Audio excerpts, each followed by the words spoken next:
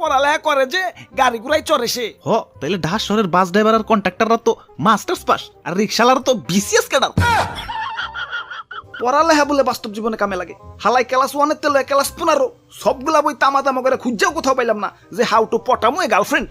তোমরা তো কও যে নাহিদুর গার্লফ্রেন্ড নাকি থাকবো কেমতে হারাজি মতো লেখাপড়া করছি।